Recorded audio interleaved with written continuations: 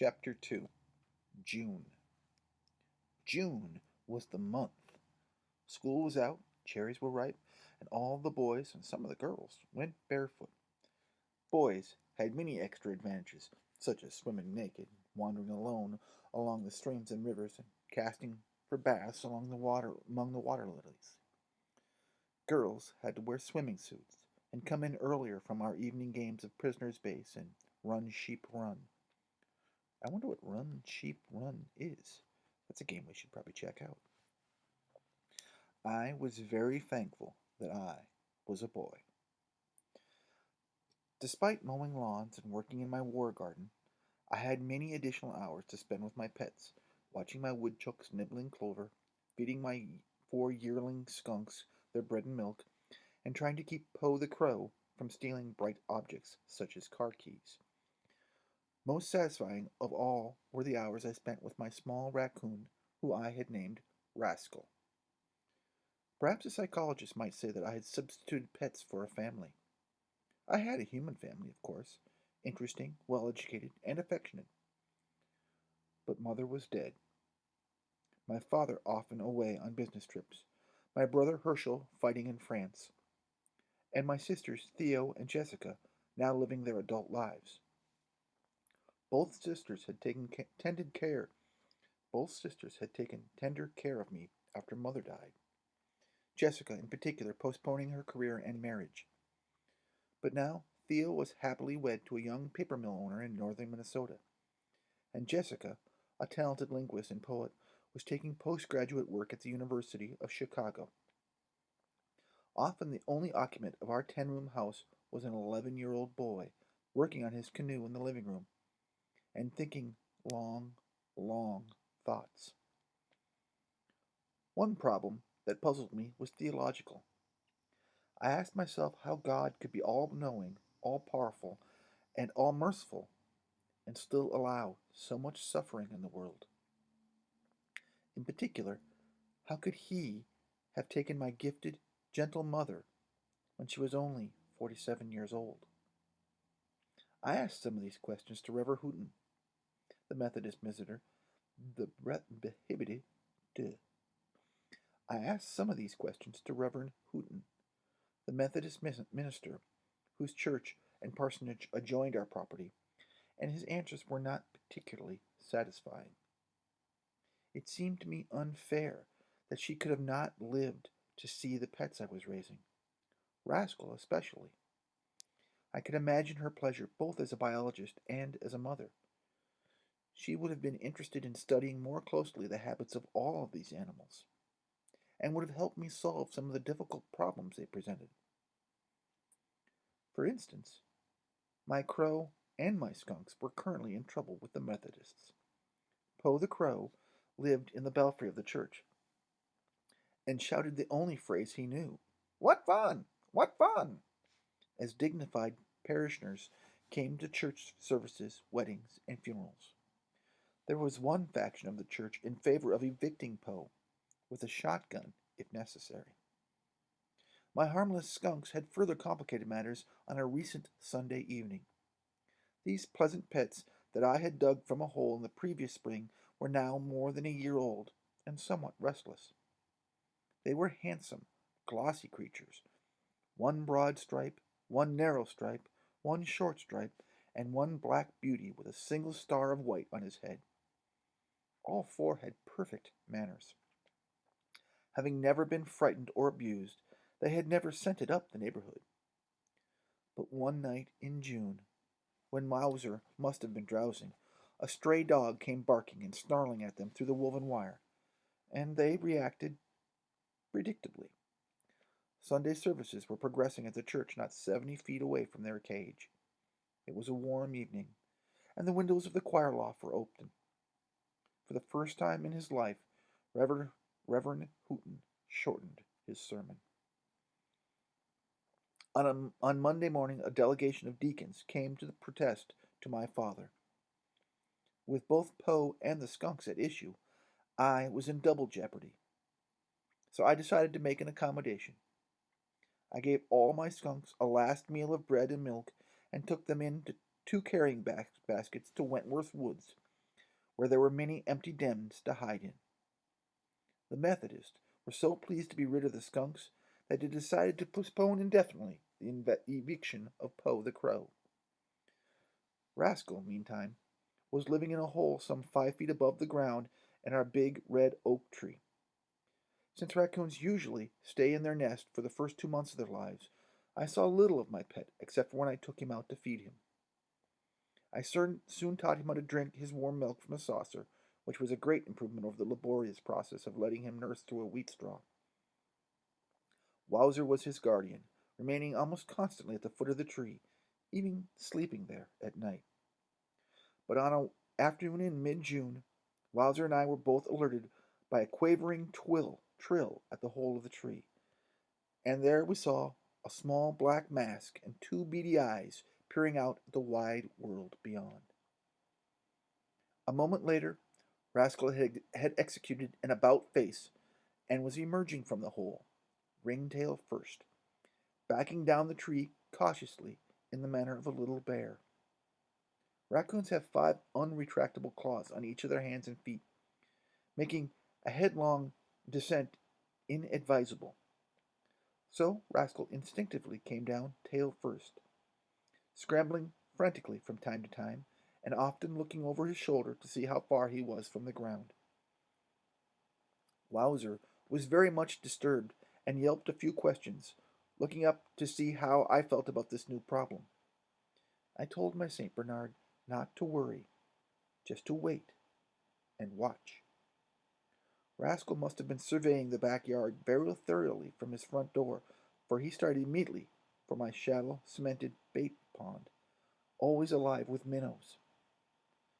The edges of this pond slanted gradually toward the deeper central portion, making it convenient for an amazingly confident little raccoon.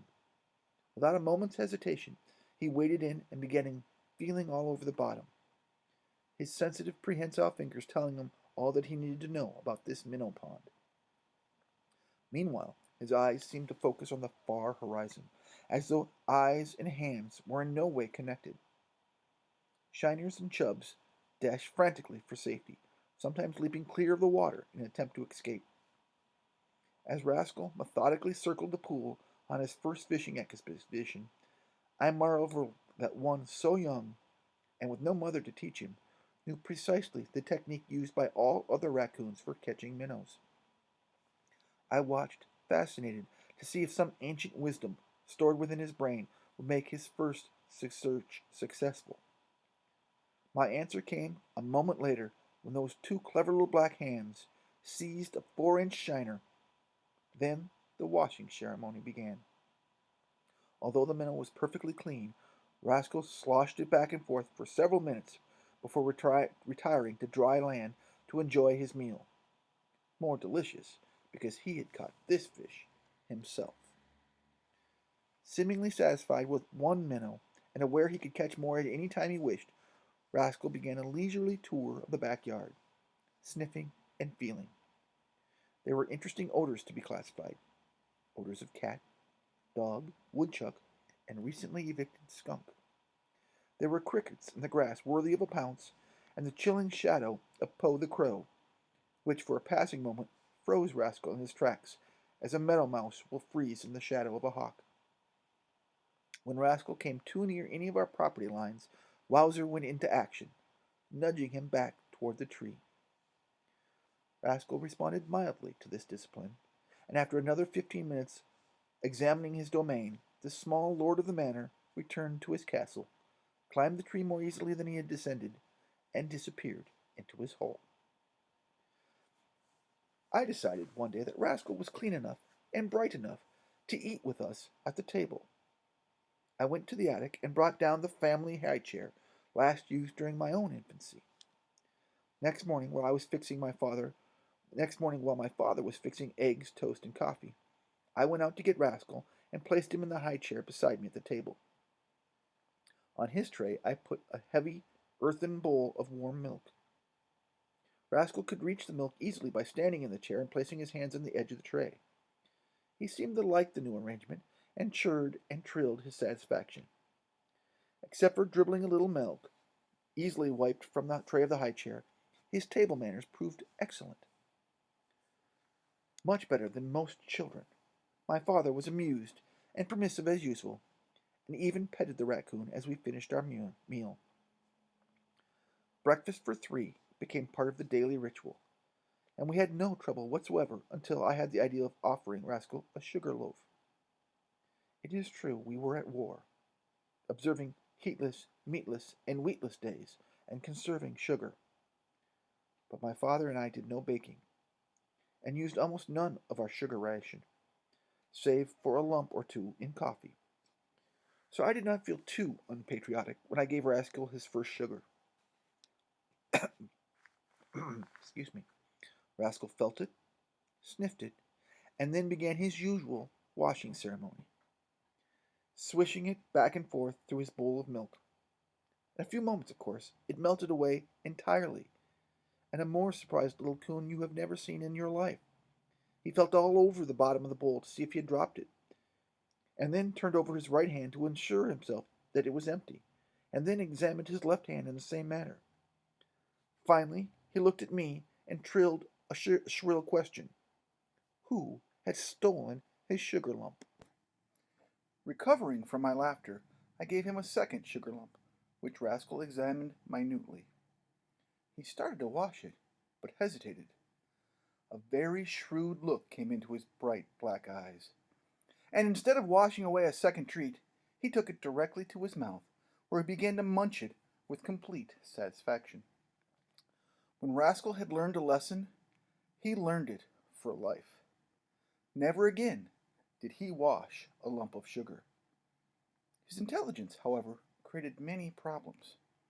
For instance, he had seen the source of the sugar, the covered bowl in the middle of the table, and whereas I had previously been able to confine him into his wheelchair, he now insisted upon walking across the tablecloth, lifting the lid of the sugar bowl, and helping himself to a lump. From that day on, we had to keep the sugar bowl up in the corner cupboard to avoid having a small raccoon constantly on the dinner table.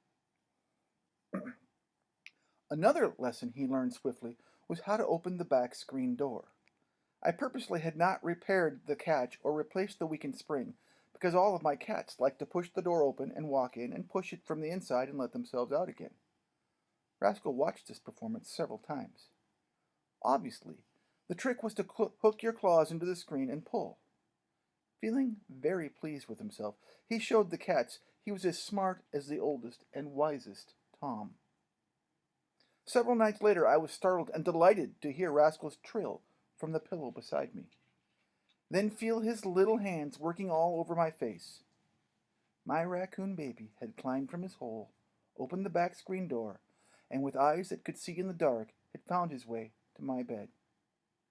There were no strict rules in our house, as both Rascal and I realized. My raccoon had decided that the very best place to sleep was with me. He was clean as any cat, housebroken immediately, and without training, and he thought my bed was softer and more comfortable than his own in the oak tree. So, from that night on, we became bedfellows, and for many months we slept together. I felt less lonesome now when my father was away.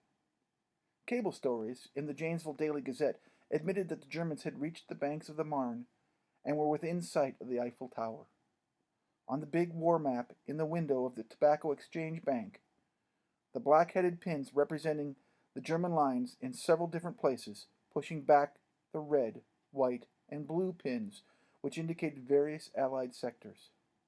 Somewhere, in that storm of lead and steel, my brother Herschel was fighting. Among my favorite poems at this time were Rupert Brooke's War Sonnets and Alan Seeger's prophetic and gallant lament. I have a rendezvous with death at some disputed barricade. Particularly on nights of thunder and lightning, I had nightmares about the war and pulled the covers over our heads. But when the sun arose the next morning to shine upon the wet rain grass, Rascal and I forgot our fears and prepared to go fishing. One of my favorite fishing spots was a sandbar below the Indian Ford Dam in Rock River, a stream which rises from the Horicon marshes of Wisconsin and enters the Mississippi at Rock Island, Illinois. There were many deep holes and rapids, marshy bayous and stretches as quiet as any lake, a beautiful and unpredictable stream. On a previous evening, I had searched the wet lawn with a flashlight to search for more than 50 night crawlers. My jointed steel rod was strapped underneath the bar of my bicycle, and my tackle box with reel and line and lures was ready to place in the bicycle basket on the handlebars. It was good it was good that my box was small and compact, leaving room for any fishing companion who in the last few days had become a cycling maniac. Rascal was a demon for speed. Weighing 2 pounds at most, this absurd and lovable little creature had the heart of a lion. He had learned to stand closely in the woven wire basket with his feet wide apart and his hands firmly gripping the front rim. His small button of a nose pointed straight into the wind, and his ringtail streaming back like the plume of a hunting dog that has come to point. The most amusing aspect of his racing costume was his natural black goggles around his bright eyes, making him look like Barney Oldfield coming down the home stretch. What he liked to do best was going full tilt down a steep hill. It worried him slightly when I had to work hard pumping up the next hill, and the front wheel woggling from side to side to keep the bicycle in balance. But as we picked up speed again, his confidence returned, and he would peer ahead like an engineer leaning out from the cab of the old 99. On the southern edge of town, we had to pass the cemetery, where my mother was buried under a white stone that said, "In memory of Sarah Elizabeth Nelson North, 1866 1914." It seemed an inadequate tribute, only partially compensated by the roses I had planted there. From the cemetery, it was all downhill to Indian Ford, with a fine view of the winding river bordered by woods and pastures, and neat geometric fields of corn, tobacco, wheat, and oats. In these years of war prosperity, the barns were newly painted a cheery red, and the farmhouses white amid wide lawns and flowers. We gained speed in those last 2 miles, and Rascal came to full attention, the wind sweeping into his face and blowing his whiskers back to his furry ears. We were probably as happy as anyone can be in our world. This was the first time Rascal had seen Indian Ford, and there were many exciting things to show him. The bridge, with girders rising 20 feet above the water from which boys dared each other to dive. The dam itself, with a shining sheet of water cascading into the depths below. The powerhouse from which emerged the constant purring of the dynamos. And finally, the swift tail race, too dangerous for any swimmer, particularly a small raccoon who had barely learned to dog paddle. We turned downriver on a path skirted by willows, in which the red-winged blackbirds made the day still more liquid with their "Conqueree! Conqueree!" and upon which, a bank overlooking a bend in the big stream, we found wild strawberries, almost as bright as the red epaulets on the wings of the blackbirds. A single taste of these berries, and Rascal waded into the patch, snatching and devouring. For one so eager and so curious, each moment brought new delights.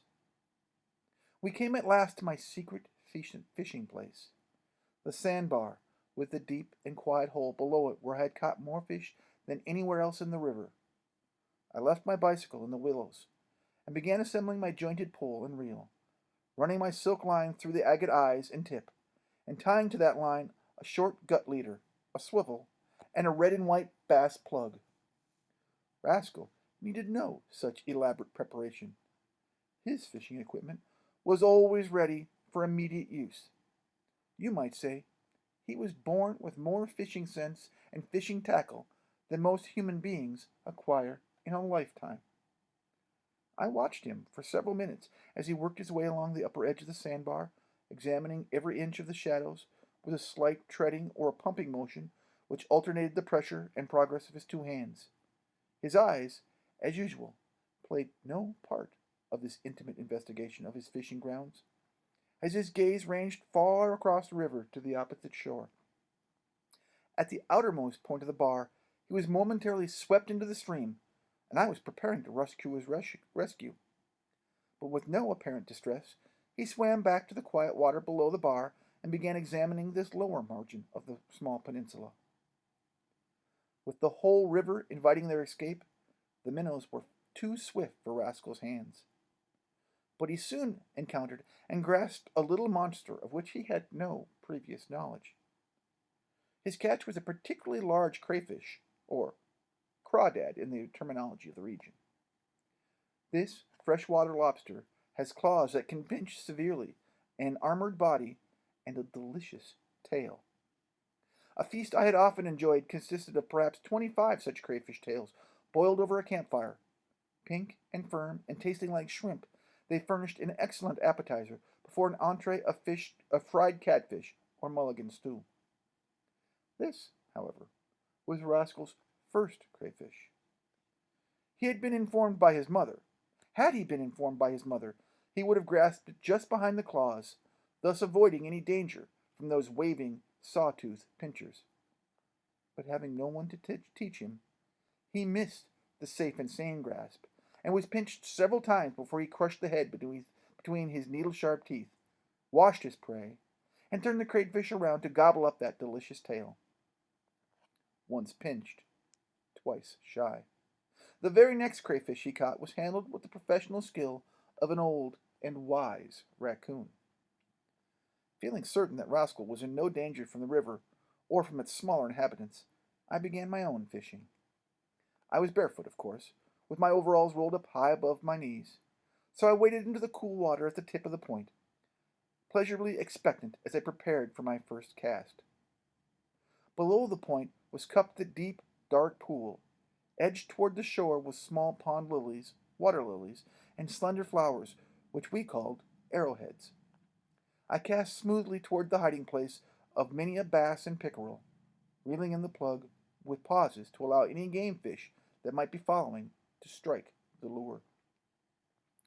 Once a bass struck and missed, but refused to strike again. A few minutes later, a sunfish weighing perhaps a pound followed the red and white wobbler almost to the tip of the pole, and then turned in a flash of color and was gone. A dozen more casts produced no additional results, so I reeled in to change my rig for catfish, those big, fighting, fork-tailed silver cats that furnish more sport than any other fish in the river. Anglers who have never taken this particular mutation of channel catfish find it hard to believe that these fish will strike almost any lure. A bucktail fly, live minnow, or frog, and of course chicken livers and night crawlers. These trim, slim, and beautiful fish are streamlined for action and will frequently fight for 20 minutes or half an hour before being brought to a net. As I returned to my tackle box, I saw Rascal had eaten his fill of crayfish and had decided to take a nap in the willow shade beside my bicycle. This left me free to give my full attention to my fishing. I attached a bronze catfish hook to my leader, weighed my line with 4 split buckshot, and strung an appetizing bait of night crawlers on the hook. Once again wading into the water at the point of the sandbar, I cast 100 feet downstream to the deepest part of the pool. I waited for nearly 10 minutes, and then the electrifying moment came. The bait moved, twice, the line twitching as the big cat nosed the night crawlers. Then he struck with all his weight, and the line singing off the reel as I slowed it with my thumb. As I pulled back to set the hook, my pole bent almost in double, and the fight was on. He tried all of his tricks, once making a long run for the lily pads where he might have tangled the line and broken free, twice making dashes for the faster water where the current could help him. And then, for 3 or 4 minutes, he sulked so deep in the pool that I thought he might have gone under a sunken log. He broke water once, all silver and blue, his great forked tail thrashing. Rascal awoke at this point and trundled over to join in on the excitement. As the catfish was reeled in, nearer and nearer to the shore, the raccoon went up and down the sandbar, glancing at me occasionally to ask questions. "It's a beauty," I told my pet. "One of the best I ever caught." Rascal extended a tentative paw as I brought it into the shallow water, but retreated precipitously when the thrashing tail drenched him. Once I had the fish safely on the sand, I slipped my stringer through its gills before I removed the hook. I was taking no last-minute chances of losing this big shining cat, which by the scale of my tackle box weighed just under 9 pounds. I tied the stringer to a strong willow root, rebaited, and went back to the point, my heart thumping wildly. In 2 hours of fishing, I added nothing more to my string except for 3 fat, yellow-bellied bullheads weighing perhaps a pound apiece. However, both Rascal and I went frequently to view again the handsome catfish tethered to the willow. It was approaching noon and the fish had stopped biting, so I reeled in, removed my tackle, and unjointed my pole. I put the fish in a gunny sack, crowding Rascal a bit in the bicycle basket, and we started homeward up the river trail, filled with contentment. At the Fisherman's Rest at Indian Ford, I bought a bottle of strawberry pop, and Rascal discovered a new delicacy. Without so much as a by your leave, he put one of his little hands into the bottle, licked off his fingers, and began begging. I waited until I had finished all but the last half-inch of the bottle, and then I poured a few drops into Rascal's open and eager mouth. To my amazement, he grasped the neck of the bottle, rolled over on his back, and using both hands and both feet, held it in perfect position while he drained the last sweet drops. Strawberry was his favorite flavor from then on. He never did learn to like lemon sour. All raccoons are attracted by shiny objects, and Rascal was no exception. He was fascinated by brass doorknobs, glass marbles, my broken Ingersoll watch, and small coins. I gave him 3 bright new pennies, which he hoarded with the happiness of a little miser. He felt them carefully, smelled them, tasted them, and then hid them in a dark corner with some of his other treasures. One day, he decided to carry one of his pennies to the back porch. Po the crow was perched on the porch rail, teasing the cats, but keeping just beyond their reach. This raucous old bird, who cawed and cussed in crow language, was arching his wings and strutting like a pool-room bully as Rascal pushed open the screen door and trundled out into the sunlight, his new penny shining like minted gold. Po and Rascal had taken an instant dislike to each other when they first met. Crows, like most other birds, know that raccoons steal birds' eggs and sometimes eat fledglings. In addition, Po was jealous. He had seen me petting and pampering my small raccoon. But now, Rascal was large enough to pull a few tail feathers from the big black bird during their noisy squabbles, and Po, who was no fool, was taking few chances. The penny, however, was so tempting that the crow threw caution to the winds and made a dive for the bright object, for crows are insatiably attracted by glittering trinkets, as are raccoons, and in addition are inveterate thieves. Rascal was carrying the penny in his mouth, and when Po swooped to conquer, his beak closed not only on the penny, but on a half-dozen of Rascal's coarse, strong whiskers. When the black thief tried to make his fast getaway, he found himself attached to the raccoon, who, with a high scream of fury, began fighting for his property and his life. Such a tangle of shining black feathers and furious fur you have seldom seen, as Rascal and Po wrestled and struggled. I arrived to untangle them, and both were angry with me. Rascal nipped me slightly for the first time, and Po made several ungracious comments. The penny, meanwhile, had rolled from the porch and into the grass below, where the crow promptly spotted it, seized it once again, and took wing. Straight as a crow flies, seldom applied to my wily pet. After any thievery, he would travel by devious routes before slipping between the wide slats of the Methodist belfry, where he presumably stored his loot. I gave the incident no more thought, pacified Rascal with another penny, and resumed my work on my canoe in the living room. The blueprint I had made in the manual training shop at the school called for a trim and streamlined craft, 18 feet long and 28 inches wide. The slender longitudinal ribs were fastened at the prow and stern and curved around cross-sectioned forms between. These and the inner keel were now in place, but the ribs to encircle the craft from gunwale to gunwale, presented a problem. I had tried steaming hickory for this purpose and curving the wood under pressure, but given it up as an impossible job with my limited equipment. And then a happy thought struck me. Nothing is tougher than the water elm used in making cheese boxes. An additional convenience is the fact that these cylinders of thin wood are already curved into a complete circle.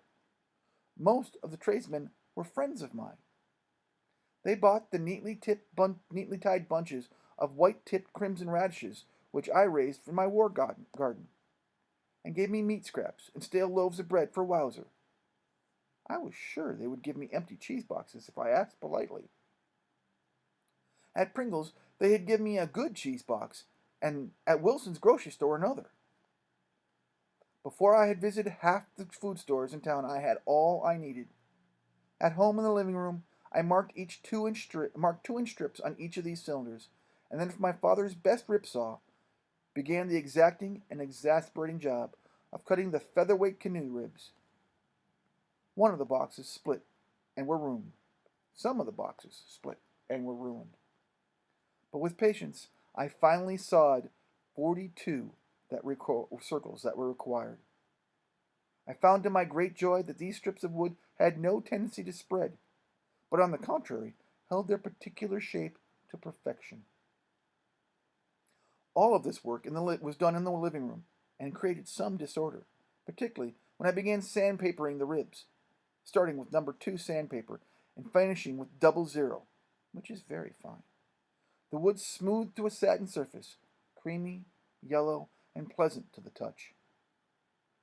I was still sanding the ribs, with Rascal clambering over the unfinished canoe, when a Stutz bearcat curved up the gravel drive. And out stepped my beautiful sister, Theodora Maud, the Maud from the Tennyson, of course. With her was one of her maids, and Theo had a determined look in her patrician face and a light in her eyes that went well with the mass of her auburn hair. "Theo! Theo!" I shouted happily, running to embrace her. "Hello, sonny boy! My, you're all covered with sawdust." "Well, you see, Theo, I'm building a canoe." "Well, that's nice. But where?" "In the living room," I said, dropping my eyes. "Merciful heavens!" Theo said. "Now help Jenny with the luggage, and put it in the downstairs bedroom." I didn't dare tell Theo that I was sleeping in that room and that Rascal slept in there too. I loved this sister, but I was slightly in awe of her. She had been kind to me after Mother died, and she would be kind to me again some years later when I was stricken with infantile paralysis. But she was a martinet concerning deportment, dress, housekeeping, and much besides. It was her training that made me jump like a jack-in-a-box whenever an older person, particularly a lady, entered the room. She dressed me on occasion in such fashionable Norfolk suits and jackets that it took several fistfights to prove that I was still one of the gang. Theo gave the living room one sweeping glance and raised her hands in horror. "I've never seen such a mess in my life," she said. "I sweep up the sawdust and shavings every evening." "Yes, I see them, right there in the fireplace." "Daddy and I do a good job of batching it," I said defensively. "Batching it? That's just the trouble," Theo said severely. "Now you get that canoe out of the living room this minute, Sterling." I had a little of the family's fire, so I replied with a firm and angry refusal. I told Theo we were living exactly the way we wanted to live, and that I never would wear a Norfolk suit or a necktie again, except on Sundays. "You're not too big to spank," Theo said, her lovely eyes flashing. "You just try." "Now, Sterling, I brought Jenny to clean this house from top to bottom. I'll cook some decent food. We'll hire a full-time housekeeper, and we'll get this canoe out of the living room." "Can't you just leave us alone?" I said mournfully. "Anyhow, you're not my mother." "Oh, sonny boy," she said, suddenly contrite and fighting back the tears. She came around the end of the canoe and kissed me quite tenderly. Giving Theo the downstairs bedroom didn't worry me. She always took this big room with its adjoining bath. She said none of the other beds was fit to sleep in. My difficulty would come in trying to explain all this to Rascal. Raccoons have definite patterns in their minds, and Rascal had definitely chosen the same bed that Theo wanted. He also preferred a room with a bath. Each evening I closed the drain of the big lavatory and left a few inches of water in the basin so that Rascal could get a drink at any time during the night, or perhaps wash a cricket down before he ate it. How was I to reveal to this small creature of habit that he was being evicted? Theo had not seen Rascal until this moment. He had been lying low, watching and listening shrewdly. He may not have been a perfect judge of character, but he reacted with surprising sensitivity to various modulations of voice. He knew when he was being praised or scolded, and when people were feeling affectionate or angry. He didn't altogether trust this auburn-haired stranger, although his eyes strayed often to her shining hair. His virtual invisibility was due to the fact that he was lying on a large jaguar skin rug which Uncle Justice had sent us from Pereira, Brazil. The mounted head had realistic glass eyes, which Rascal often fondled, and sometimes tried to dislodge. The little raccoon blended perfectly into this handsomely marked pelt of a once ferocious jungle cat. When Rascal began to rise from that skin, like the disembodied spirit of the Amazonian jaguar, it startled Theo nearly out of her wits. "What in the world is that?" "That's Rascal. He's my little raccoon." "You mean it lives in the house?" "Only part of the time." "Does it bite?" "Not unless you slap him or scold him." "Now get that thing out of here right now, Sterling." "Well, all right." I agreed reluctantly, knowing that Rascal could let himself back in any time he pleased. Rascal spent the rest of the day sleeping in the oak tree, but that night when the moon arose, he backed down his tree, padded across to the screen door, opened it with ease, and went confidently into our bedroom and crawled in with Theo. My father and I, who were sleeping upstairs, were awakened by a blood-curdling yell. We rushed downstairs in our pajamas to find Theo standing on a chair, treed by a complacent little raccoon, who sat on the floor below blinking up at this crazy human being, who was screeching like a fire siren. "He always sleeps in his bed," I explained. "He's harmless and perfectly clean." "You take that horrid little animal out of this house this minute," Theo ordered, "and hook the screen door so it can't possibly get back in." "Well, okay," I said, "but you're sleeping in Rascal's bed, and he has just as many rights around here as you have." "Don't be impertinent," Theo said, reassuming her dignity. A later episode of this visit is worth recalling. Recently married, Theo treasured her diamond ring, a square-cut diamond of perhaps 1 carat, mounted in white gold. She had misplaced this ring on several occasions. Once we dug up 85 feet of sewer, only to find that she had transferred it to another purse. True to form, she again lost her ring. She had thought she had left it on the wide rim of the lavatory when she went to bed, and that it either had fallen into the drain or had been stolen. No one in Brailsford ever locked his door. Not within memory had there been a robbery. We ransacked the house, hunted through the grass and the flower beds, and then played plans again for digging up the sewer. Then a far-fetched possibility struck me like a bolt from the blue. Just before dawn on that fateful morning, I had heard Rascal and Poe having a terrible fight on the back porch. Before I could shake the sleep from my eyes, the cawing and screaming subsided, and I dozed off again. Feeling as keen as a Scotland Yard detective, I began to weave a theory. On this fourth night of Theo's visit, I had not hooked the screen door. Rascal had apparently slipped into the house, reached down the downstairs bedroom, chosen wisely not to create another scene. However, he had decided to have a fresh drink of water from the lavatory, had climbed up to the windowsill and then the basement and found it empty. But joy of joys! There on the rim of the lavatory was the prettiest object he had ever seen in his life, a big diamond ring gleaming with blue-white radiance in the pre-dawn light. If my theory were sound, Rascal had picked up the ring and taken it to the back porch, where Po the Crow had spotted the treasure. This would explain the crow-raccoon fight which had awakened me.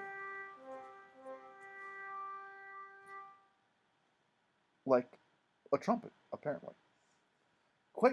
Probably, the black thief had won again, at least in the matter of flying away with the loot. I had to ask permission of the kindly Reverend Hooton before starting my dusty climb to the 75-foot belfry. The shaft was dark and filled with cobwebs, and some of the cleats were loose, making me fear I might fall. But having enlisted in this venture, could be no turning back. At long last I reached the airy little room at the top.